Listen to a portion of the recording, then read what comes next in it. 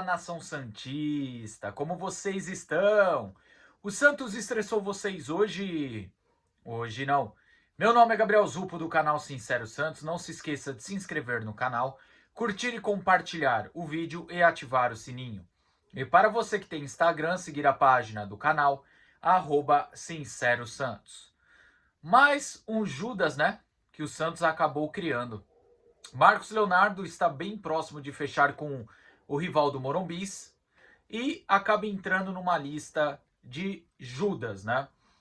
Pelo que dizem na questão da mídia, de informações, parece que Marcos Leonardo será o novo reforço do rival do Morumbis. Parece que o Santos foi atrás do jogador e o jogador não quis vir para o Santos, não quis voltar, por quê?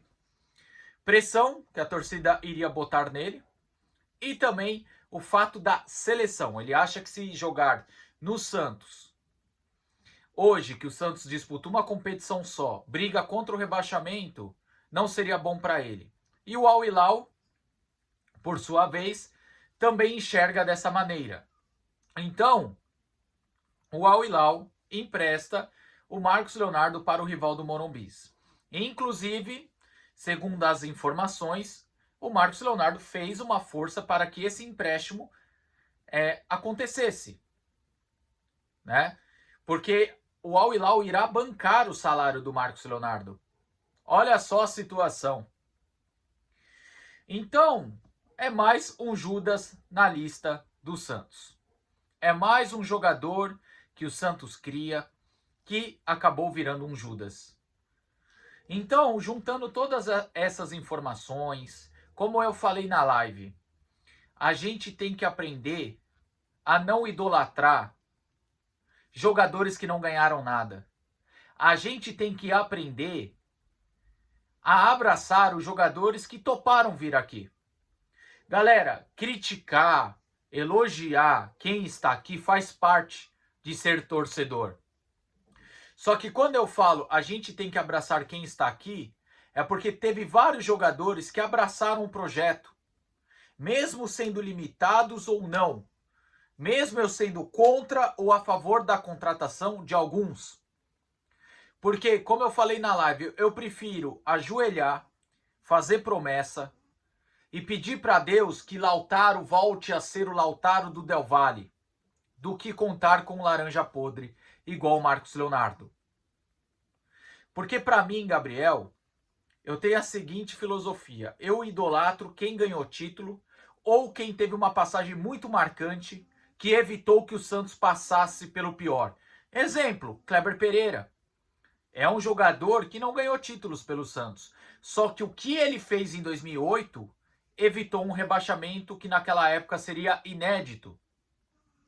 O Kleber Pereira, em um time muito mais limitado que o de 2023, e mesmo perdendo um gol ou outro, acabou como artilheiro da competição.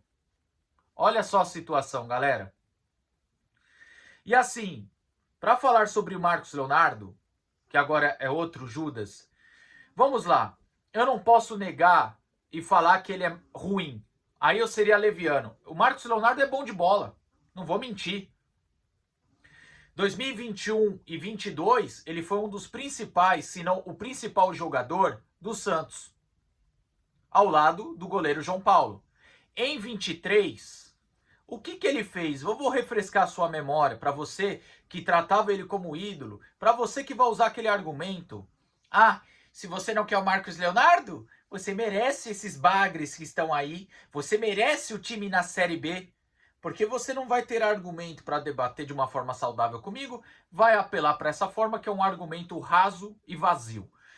Então assim, o Marcos Leonardo em 2023 estava oscilando na temporada, chegou na metade da temporada, ali no último jogo do primeiro turno contra o Fortaleza. O Santos recebeu uma proposta da Roma por ele e uma do Chelsea pelo David Washington. Naquele momento o Santos não aceitou da Roma, achando ela baixa, e ao mesmo tempo aceitou a do David Washington para ir para o Chelsea. Naquele momento, o seu empresário e o jogador ficaram revoltados. O Marcos Leonardo se recusou a entrar em campo. Já a do David Washington, naquela época, gerou uma revolta pela venda precoce do jogador. Mas enfim, o Marcos Leonardo, por causa do seu ego, não quis entrar em campo. A gente teve que torcer para Alexandre Galo convencer ele do contrário, e conseguiu convencer. E aí o Marcos Leonardo até chegou a recuperar um pouco do seu futebol, fazendo bons jogos, principalmente contra a rival da Barra Funda, principalmente contra o Vasco, né? E aí a gente achava que tudo iria caminhar bem e a gente iria se salvar no final. Mas chegou o final do campeonato e Marcos Leonardo voltou a jogar mal. Nessa situação, Marcelo Fernandes colocou Furt de titular. Sabe o que o Marcos Leonardo fez? O ideal era ficar quieto, entrar durante a partida e calar a boca do treinador e da mídia, jogando bem, porque potencial ele tinha. Entretanto, Marcos Leonardo criou um alvoroço nos bastidores, chegou atrasado na concentração, né? Ele chegou, causou com companheiros, causou com Galo, e mesmo assim o elenco naquele momento, eu vou falar, foi frouxo de falar que ele tinha que viajar junto. Se naquele momento era para barrar, tanto ele como o senhor Jean Lucas, o menino da vila adotado, como ele dizia, né? Mas enfim, continuando a história do Marcos Ingrato Leonardo. Logo depois disso, ele entrou contra o Atlético Paranaense, ajudou a pelo menos conseguir um empate? Não. E contra o Fortaleza, perdeu um gol sem goleiro. Ah, Gabriel, estava impedido aquele lance. Quem sabe? Às vezes ele faz o gol, o VAR traça a linha, valida o nosso gol e ao mesmo tempo faz 1-0 e fica uma situação tranquila contra o Fortaleza. O Santos naquela semana precisava de 2 empates ou uma vitória. Perdeu os 2 jogos. Gabriel, você está falando que a culpa foi só do Marcos? Estou falando que teve vários culpados. Só que assim, o Marcos Leonardo, depois de agir de uma forma egocêntrica e colaborando com o rebaixamento inédito do Santos, sabe o que ele fez? A gente descobre depois, quando essa atual gestão assumiu. Vou deixar bem claro, essa gestão vem me decepcionando muito, tá? Mas a questão do Marcos Leonardo foi um erro total da antiga gestão, da do Rueda. Ele fez o Rueda assinar um termo de venda para a Europa assim que acabasse o campeonato. Querendo ou não, Marcos Leonardo foi vendido ao Benfica e o Santos ficou com 15 milhões de euros. Pelo que ele foi vendido depois para o Al Hilal, a gente viu que ele foi vendido por um valor baixo, né? Então, assim, a gente vê um jogador colocando o ego à frente do clube e o clube rebaixado. Mesmo assim, tinha o fã-clube, Marcos Leonardo, nossa, é o menino da vila. Ele fez gol pelo Al Hilal no Mundial. Ah, é o menino da vila, é nossa cria. Olha aí a sua cria, dando tapa na sua cara, indo para um rival e recusando o Santos. Entenda, torcedor, isso serve de lição. Pra gente não idolatrar jogadores que não ganharam nada. Por muito menos, a gente trata o Ganso como Judas. E eu digo por muito menos que o Ganso pelo menos construiu uma história aqui. Eu não tô querendo o Ganso de volta não. Porque hoje não tem cabimento. Só que assim, por muito menos, a gente começou a odiar o Arouca. Por muito menos, a gente começou a odiar Aranha, Dracena, Geovânio, né? E assim, o Marcos Leonardo é tratado como um deus. O dia que ele foi na Vila Belmiro, eu falei, ó, se ele pagou o ingresso, tá tudo bem. Agora, se não pagou, não tinha que estar pisando lá dentro, não. Porque eu não vou esquecer do dia 6 de dezembro de 2023, tudo que eu enfrentei na parte emocional com a queda do time que eu amo, e também para desviar de bomba do lado de fora do estádio. Enquanto esse daí deveria estar pensando da sua passagem para Portugal. A mesma coisa o Soteldo, que outro dia a gestão deixou escapar, que tentaram segurar ele para a Série B e o Soteldo pediu para não ficar. O Soteldo forçou sua saída para o Fluminense. E ainda bem que fique por lá. Eu ainda tenho alguns fã-clubes aí do Soteldo. Pelo amor de Deus, irmão, começa a rever do que você gosta. Fã-clube do Soteldo de um cara que não faz gol? Parabéns, irmão. Mas eu, se fosse você, eu pensaria muito bem no que eu gosto ou deixo de gostar.